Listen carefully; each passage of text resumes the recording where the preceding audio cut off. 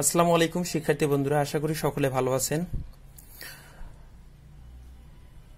আজকে যে বিষয়টা নিয়ে আলোচনা করব সেটি হচ্ছে 41তম বিসিএস এর গণিত অংশের সমাধান। পরীক্ষাটি অনুষ্ঠিত হয় 19/3/2021, সময় ছিল 2 ঘন্টা। এর মধ্যে আজকে আমি ব্যাখ্যা সহ গণিতের পুরো কোশ্চেনটা আমি সমাধান করব। অতএব শুরু থেকে শেষ পর্যন্ত ভিডিওটি দেখলে আশা করি আপনারা খুব সুন্দরভাবে আপনাদের পরীক্ষা দেওয়া অংশটা খুব সহজে সমাধান করতে পারবেন। অতএব আপনারা পুরো ভিডিওটি শুরু থেকে শেষ পর্যন্ত দেখবেন। আর যারা এখন আমার চ্যানেলটি সাবস্ক্রাইব করেননি, প্লিজ সাবস্ক্রাইব করেন এবং পাশে থাকা বেল আইকনটি প্রেস করে রাখবেন, যাতে নতুন ভিডিও আপলোড হওয়ার সাথে সাথে আপনাদের কাছে নোটিফিকেশন চলে যায়। প্রথম যে প্রশ্নটি সেটি হলো, 1 নম্বর প্রশ্নটি হলো √(-8 ইন্টু √(-2) ইকুয়ালস টু হোয়াট? অতএব এটার মান কত, এটা আমাদের বের করতে হবে। এখন এই ম্যাথটা আমরা সলভ করব। আমরা জানি যে we know i² equals to -1। এটা আমরা জানি যে i² ইকুয়ালস টু -1 এটা হয়। এখন আমরা এই মানটা আমরা এখানে পুট করব, বসাবো। তাহলে √(i² এর জায়গায় আমরা কি বসাবো? -1, যেহেতু তাহলে এখানে -1 আছে, তাহলে আমরা এখানে কি বসাতে পারি? i² 8 ইন্টু i² 2 এটা আমরা বসাতে পারি। কেন? কারণ আমরা এটার মান আমরা জানি যে -1 ইকুয়ালস টু কি হয়? i²। তাহলে আমাদের √(a² কি যায়? বাদ যায়। তাহলে থাকতেছে কি? i√8 ইন্টু এখানেও √(a² বাদ, তাহলে i√2। এরপরে আমরা i আর i গুণ করলে কি হয়ে যাবে? i² আর এই দুটো গুণ করলে কত হবে? 16। তাহলে সমান সমান আমাদের যেটা আসতেছে i² √(4) এর উপর স্কোয়ার করলে আমাদের যেটা আসে 16। তাহলে √(a² বাদ গেলে কি আসবে? i² 4। আমরা এখন কি করব? i² এর মানটা এখানে বসাই দিব। i² এর মান কত? -1 ইন্টু 4 ইকুয়ালস টু -4। এটা হচ্ছে আমাদের কাঙ্ক্ষিত অ্যান্সার। অতএব 1 নম্বর প্রশ্নের উত্তর হলো -4। 1 নম্বর প্রশ্নের উত্তর হলো -4। আশা করি বুঝতে পারছেন 1 নম্বর বিষয়টা। এরপরে 2 নম্বর প্রশ্নটি আমরা সমাধান করব। 2 নম্বর প্রশ্নটি বলা আছে যে মডুলাস x-2 <3 হলে m ও n এর কোন মানের জন্য m <3x + 5 n হবে? অতএব এই ম্যাথটা আমরা সমাধান করব। তো এই ম্যাথটা থেকে আমাদের m এবং n এর মান বের করতে হবে। m এবং n, তাহলে আমাদের যে প্রশ্নটা আছে এইখান থেকে আমরা সলভ করব। তাহলে আমরা এখান থেকে লিখতে পারি, সমাধানটা আমরা লিখি x-2 মডুলাস 3। আমাদের নিয়ম মতন আমরা এটাকে কি করব? এদিকে নিয়ম মতন আমরা যেটা করতে হয় সেটা হচ্ছে যে লেস দেনের ডান দিকের যে অংশটা থাকে সেটা সামনে আসবে -3 আকারে, x-2 3 এভাবে আসে। আমরা মডুলাসকে ভাঙতে হলে আমাদের এভাবে ভাঙতে হয়। এটা হলো মডুলাসকে ভাঙার আমাদের নিয়ম। এখন আমরা কি করব? এখানে -2 আছে, তাহলে উভয় দিকে সেটা কি করে দেব? যোগ করে দেব। তাহলে -3 মাইনাস আছে, এদিকে আসলে +2 x-2 +2 3 +2। তাহলে আমাদের আসতেছে কি? -1 x <5। তাহলে আমাদের কি আসলো? -1 x -5। এখন আমরা কি করব? 3 দ্বারা গুণ করে দেব। আমরা 3 দ্বারা কি করব? গুণ করে দেব। এই অংশটাকে আমরা 3 দ্বারা গুণ করব। তাহলে আসবে কি? 3, এরপরে আসবে কি 3x, 3 আর 5 গুণ করলে 15। অতএব আমরা এখানে কি করলাম 3 দ্বারা গুণ, 3 দ্বারা আমরা কি করলাম গুণ করলাম। তাহলে আমরা কি পেলাম, আমরা পেলাম -3 less than 3x less than 15, আমরা এটা পেলাম। এখন আমরা কি করব, প্রশ্নটাকে আমাদের মিলানোর জন্য আমরা কি করব +5 যোগ করব, +5 কি করব যোগ করব। তাহলে -3 + 5 less than 3x plus 5 less than 15 plus 5। তাহলে আমাদের এখানে আসতেছে কত 2 3x প্লাস 5 লেস দেন 20। তাহলে আমাদের প্রশ্নটাতে এরকমই ছিল যে m less than 3x plus 5 less than n। তাহলে এখান থেকে আমরা কি পেলাম, m এর মান আমরা কত পেলাম 2 এবং n এর মান পেলাম কত 20। তাহলে m ইকুয়ালস টু আসতেছে 2 আর n ইকুয়ালস টু আসতেছে 20। তাহলে আমাদের উত্তর হলো m এর মান 2 এবং n এর মান 20। তাহলে 2 নম্বর প্রশ্নের উত্তর হলো m এর মান হচ্ছে 2 এবং n এর মান হচ্ছে 20 বা 20। এখন 3 নম্বর প্রশ্নটা আমরা সমাধান করব। 3 নম্বর প্রশ্নে কি রয়েছে, প্রশ্নটি হলো 6 সেন্টিমিটার ব্যাসার্ধ বিশিষ্ট বৃত্তের অন্তস্থ সমবাহু ত্রিভুজের ক্ষেত্রফল কত, এটা আমাদের বের করতে বলছে। তাহলে আমরা জানি যদি বৃত্তের মধ্যে অন্তস্থ সমবাহু ত্রিভুজ থাকে তবে তার ব্যাসার্ধ আর হবে বাহু ভাগ √3, বাহু বাই √3, এটা আমরা জানি। এরপরে আমরা কি করব, তাহলে আমরা এখান থেকে আমরা চাইলে মান বের করতে পারি, কারণ আমার 6 সেন্টিমিটার দেওয়া আছে ব্যাসার্ধ। তাহলে বাহু ইকুয়ালস টু r√3, তাহলে r হচ্ছে কত আমার 6 r√3। অতএব আমি যদি মান বসাই দিই তাহলে 6√3, তাহলে আমার বাহুর মান পেলাম কত √6.3। এখন আমার সমবাহু ত্রিভুজের ক্ষেত্রফল যেহেতু বের করতে বলছে, তাহলে আমরা জানি সমবাহু ত্রিভুজের ক্ষেত্রফলের সূত্র হলো কত √3/4 a স্কয়ার, a স্কয়ার বলতে বাহু স্কয়ার, 6√3 এর উপরে a স্কয়ার। তাহলে আমরা এখানে আসতেছে √3/4, এটা আমরা এখন ভাঙবো, 6 6 36, 36 রুট স্কয়ার বাদ, তাহলে 36 গুণন 3, 36 গুণন 3। তাহলে আমাদের এটা ক্যালকুলেশন করব, ক্যালকুলেশন করলে আসবে কি রকম, √3 আমাদের আসতেছে, তাহলে আসবে আমাদের 27√3। তাহলে আমাদের উত্তরটা হলো 27√3 বর্গ সেন্টিমিটার, বর্গ সেন্টিমিটার। এটা হলো আমাদের অ্যান্সার, কারণ আমাদের ক্ষেত্রফল চাইছে, এই কারণে আমাদের বর্গ সেন্টিমিটার হবে।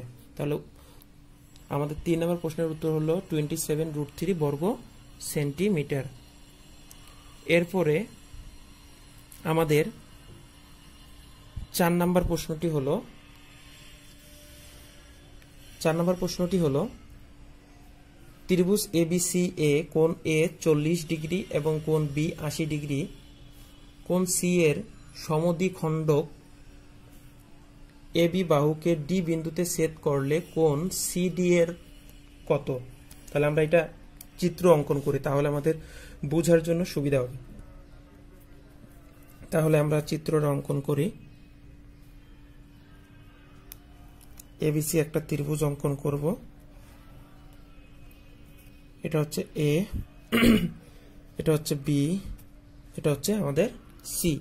এখন AB বাহুকে কোন বিন্দুতে ছেদ করে, D বিন্দুতে। তাহলে AB বাহু মনে করেন এটা হচ্ছে আমাদের D বিন্দু, এটা হচ্ছে আমাদের D বিন্দু।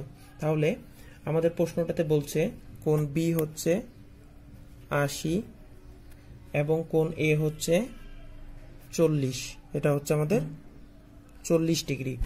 তাহলে আমার এটা কত হবে, এটা হচ্ছে 30, এটা হচ্ছে আমার 30 ডিগ্রি, এটা হচ্ছে 30 ডিগ্রি। ওকে, আশা করি বুঝতে পারছি চিত্রটা। এখন আমাদের এটার আমরা সমাধান করি। যেহেতু কোণ এ হচ্ছে 40, কোণ বি হচ্ছে 80, তাহলে কোণ সি এর মান আমাদের বের করতে হবে। কোণ সি এর মানটা আমরা আগে বের করব। তাহলে কোণ সি ইকুয়ালস টু, যদি বের করতে চাই তাহলে কি হবে, আমরা জানি ত্রিভুজের 3 কোণের সমষ্টি 180 ডিগ্রি। এর মধ্যে আমাদের দুইটা কোণের মান দেওয়া আছে, একটা হলো 40, একটা হলো 80। একটা হলো 40, একটা হলো 80। 40 আর হচ্ছে 80। তাহলে এখান থেকে আমরা ক্যালকুলেশন করলে আসবে কত, 60। তাহলে কোণ সি এর মান পেলাম আমরা কত, 60 ডিগ্রি।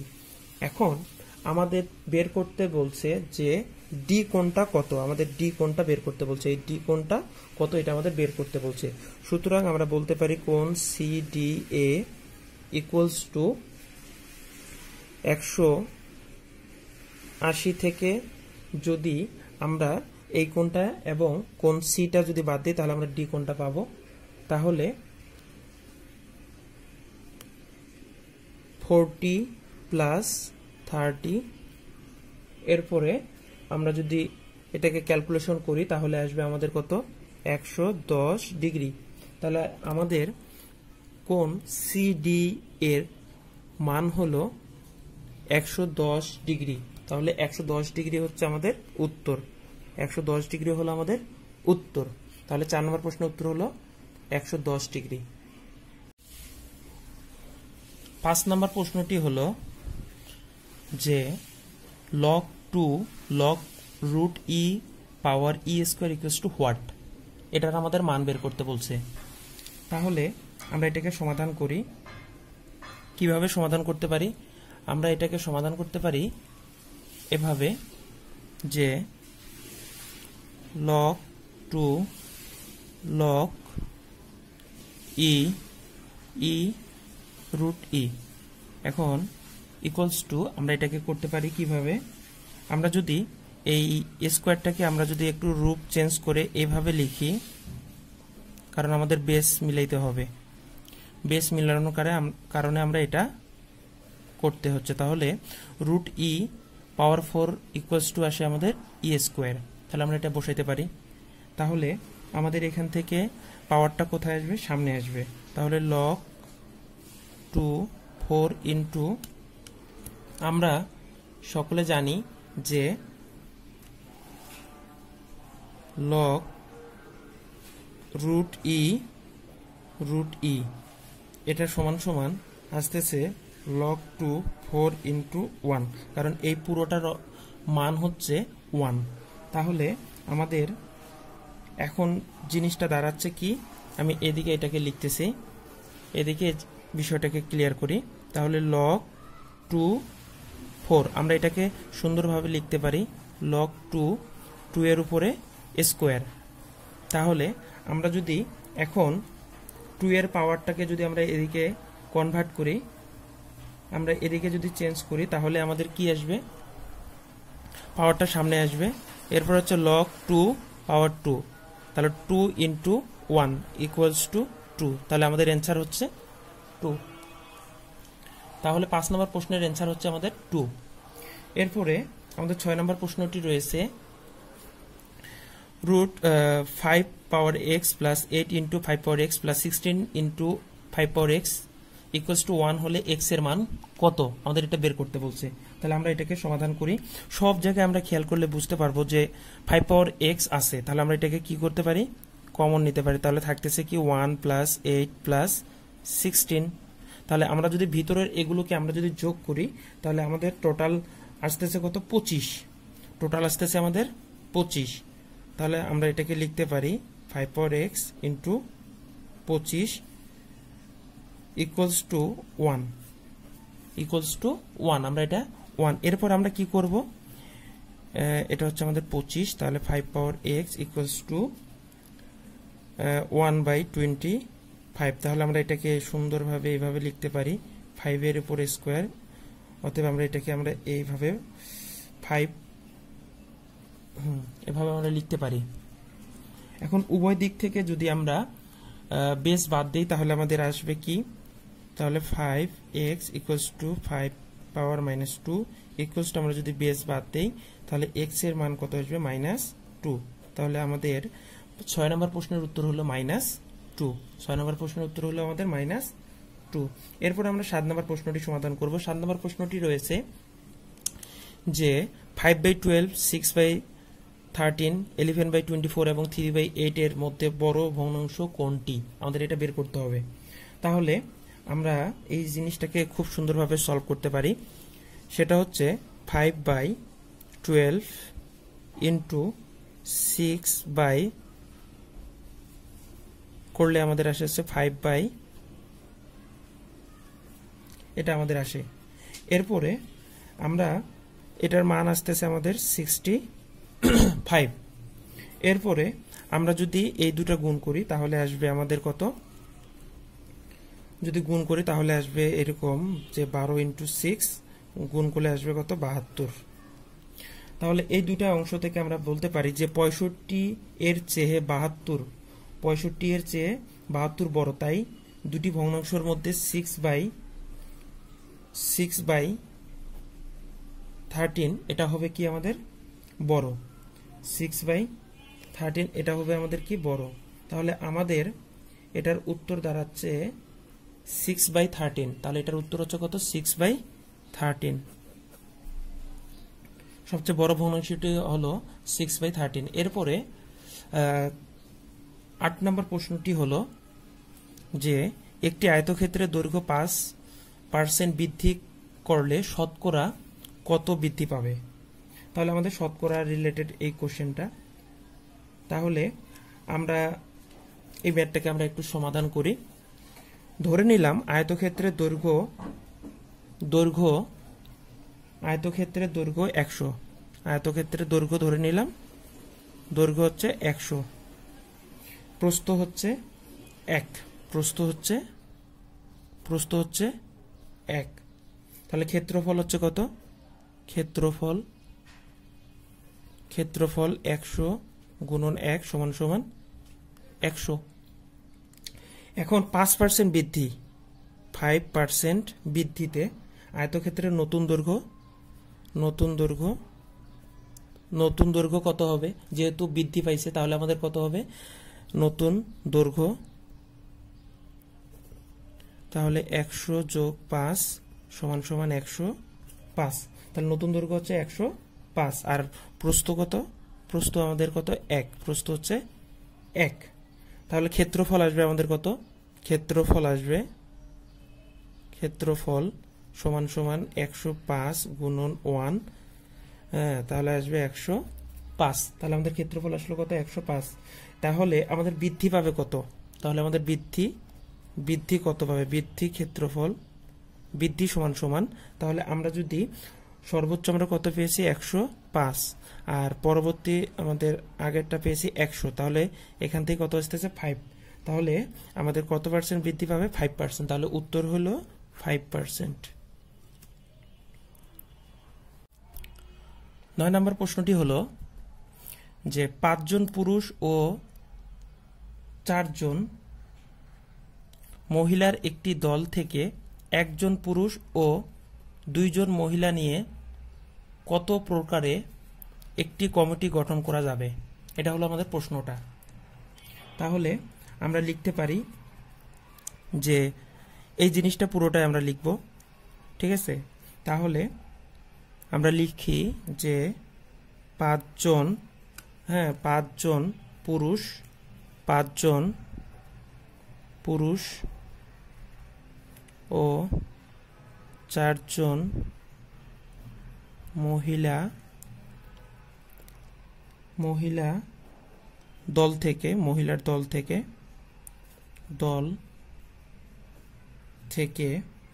একজন পুরুষ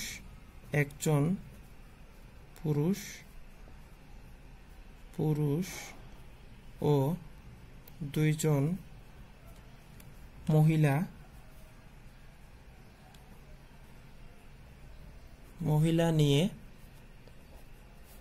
মহিলা নিয়ে কমিটির প্রকার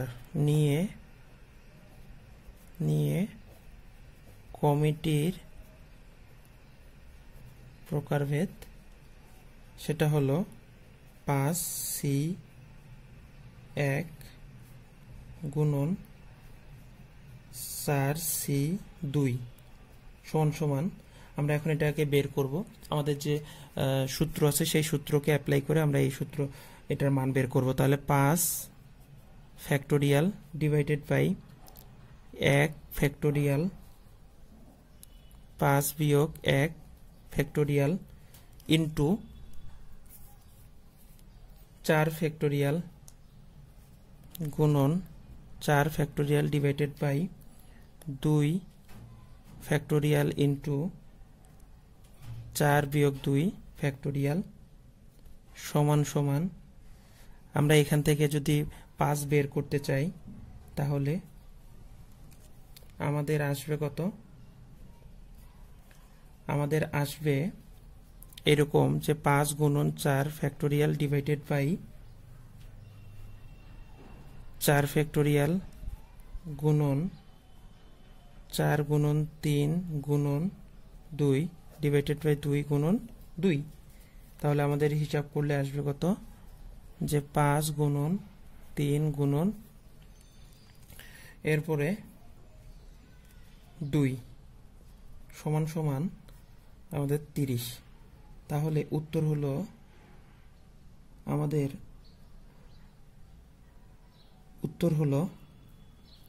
30। তাহলে 9 নং প্রশ্নের উত্তর হলো 30।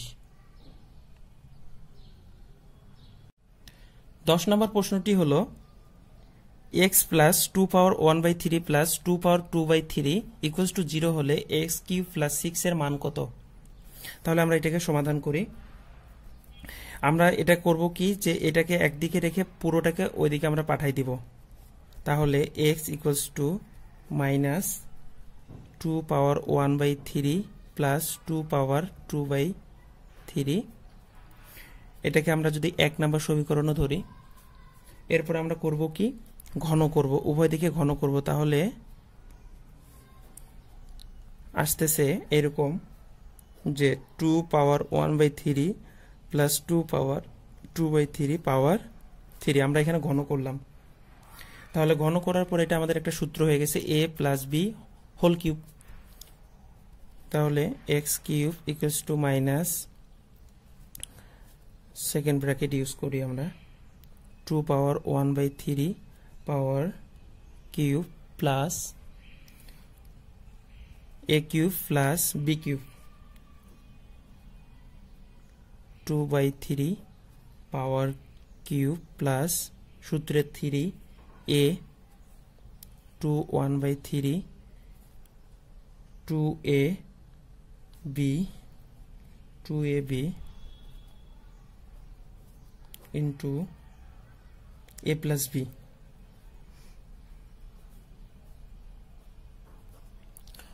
এটা হলো আমাদের পুরো সূত্রটার মান। তাহলে x কিউব ইকুয়ালস টু, তাহলে এখন আমরা কি করব, এখানে আমরা হিসাব করলে এটার মান আসবে, মানটা আসবে এরকম যে 2 plus 4 plus 3 into 2 power 1/3 plus 2/3 আর এখান থেকে আমরা 1 নাম্বার সমীকরণের মান হচ্ছে কত? Minus x. এখানে আমরা বসাই দেব মাইনাস এক্স, কারণ 1 নং এর মান আমরা বসিয়ে পাইছি। এরপরে আসতেছে এক্স কিউব ইকুয়ালস টু, এটাকে আমরা যদি হিসাব করি তাহলে আসবে কত? মাইনাস, হিসাব করলে আসবে আমাদের 6 প্লাস এটাকে হিসাব করলে আমাদের আসবে 3 ইন্টু 2 হবে, এরপর হচ্ছে মাইনাস এক্স। তাহলে আমাদের এখানে টোটাল হিসাব করলে আসতেছে x cube equals to minus 6 plus 6 এরপরে হচ্ছে মাইনাসে প্লাসে মাইনাস, তাহলে মাইনাস 6x। এরপর আমরা কি করব? মাইনাস দিয়ে গুণ করে দিব। তাহলে x cube equals to minus 6 plus 6x। এরপরে আমাদের প্রশ্নটাতে কি বলছে যে এক্স কিউব প্লাস এক্স, তাহলে আমরা এটাকে যদি সাইড চেঞ্জ করে তাহলে x cube plus 6 equals to 6x। তাহলে আমাদের অ্যান্সার হলো 6x, উত্তর হলো 6x। এরপরে আমাদের 11 নম্বর প্রশ্নটি হলো যে বার্ষিক 10% মুনাফায় 800 টাকায় 2 বছরের চক্রবৃদ্ধি মূলধন কত। এটার একটা শর্টকাট টেকনিক আছে, সেটি হলো যে 800 এর 10% বার্ষিক মুনাফায়, তার মানে এর হচ্ছে 110, যোগ করলে আমাদের আসবে 110 এর 110%। তাহলে আমাদের এখানে হিসাব করলে আসতেছে কত, 800 ইন্টু 11/10 গুণন 11/10।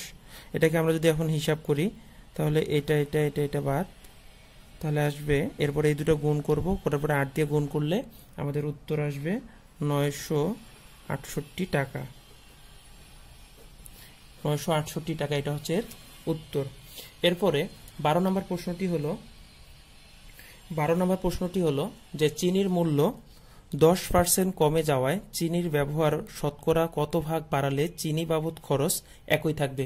এটার একটা শর্টকাট টেকনিক হলো, সেটি হচ্ছে যত পার্সেন্ট কমে যাবে সেটা হচ্ছে আমাদের উপরে হবে। এরপরে যত পার্সেন্ট কমে গেছে, তাহলে কত থেকে কমে গেছে, 100 থেকে 10% কমে গেছে, গুণন হচ্ছে 100 টাকা।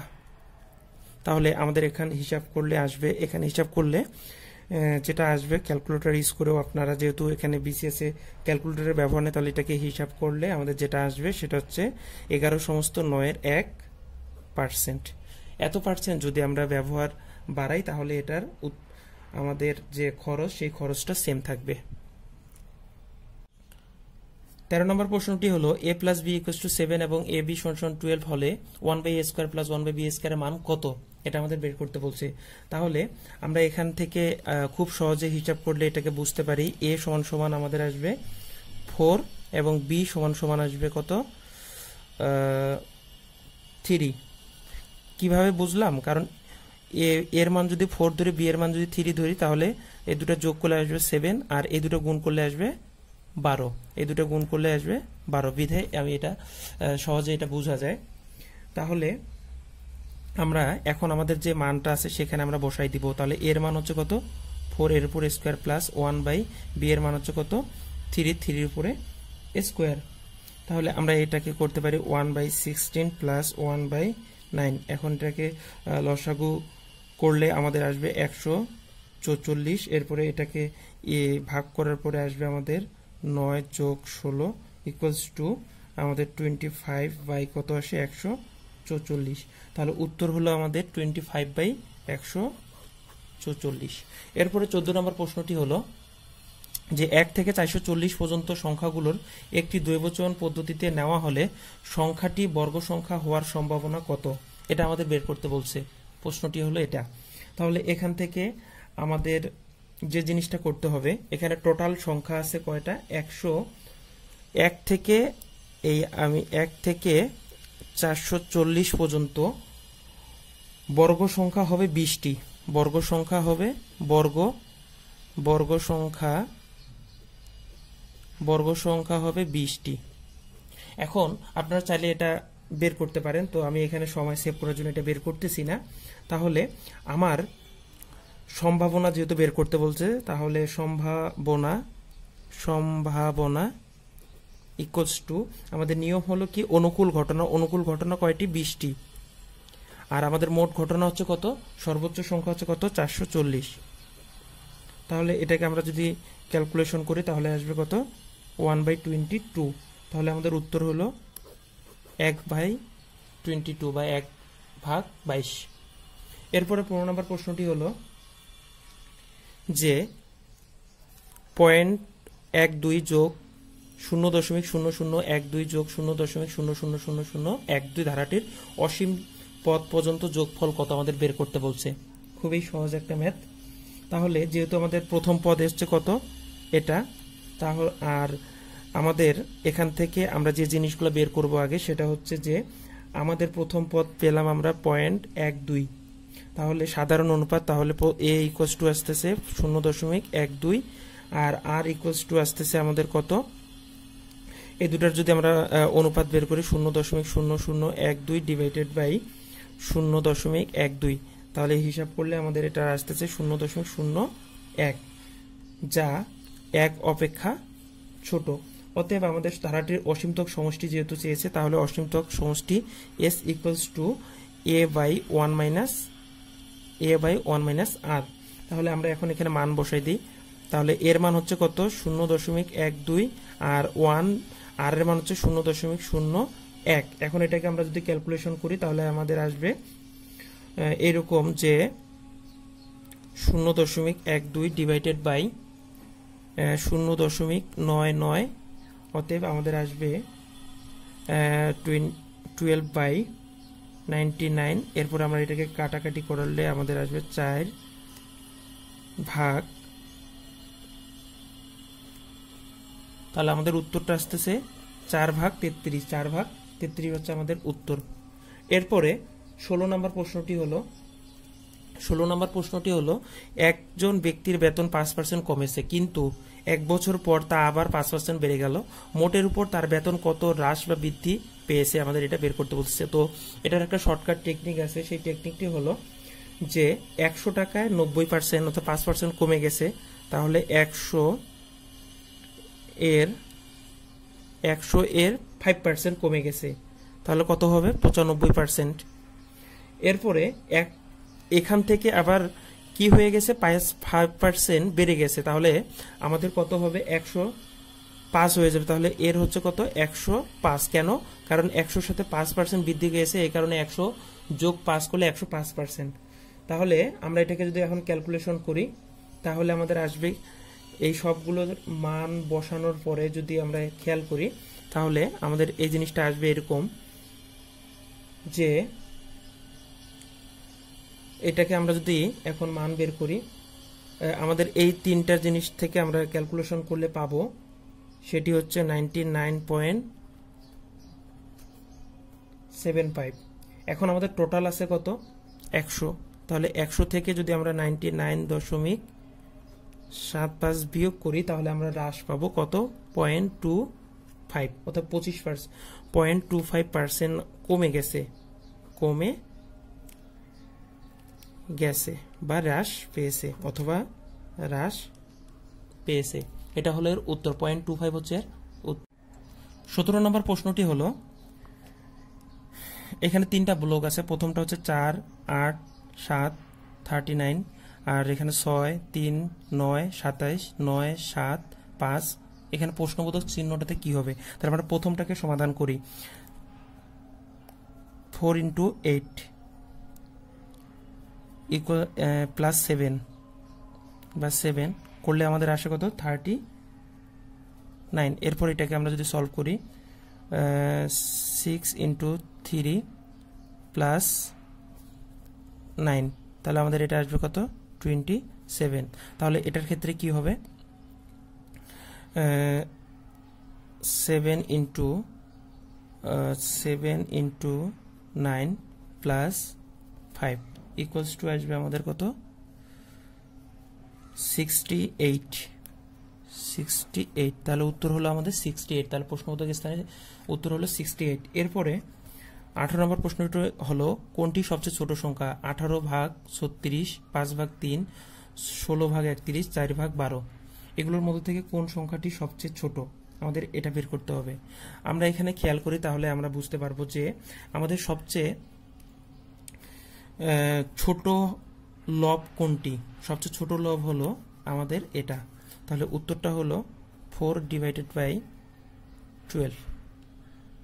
এটাকে আমরা আরো ভাবে ব্যাখ্যা করা যায়। সো আমরা এখান থেকে সহজে বুঝতে পারি, যেহেতু হরটা ফ্যাক্টর না, আমার সবচেয়ে বড় বিষয় হচ্ছে আমার লবটা যদি ছোট হয়, তাহলে আমি বুঝতে পারছি যে 4-এর সবগুলো লবের থেকে সবচেয়ে ছোট লব হচ্ছে আমার 4, অতএব সবচেয়ে ছোট ভগ্নাংশ হচ্ছে এটা।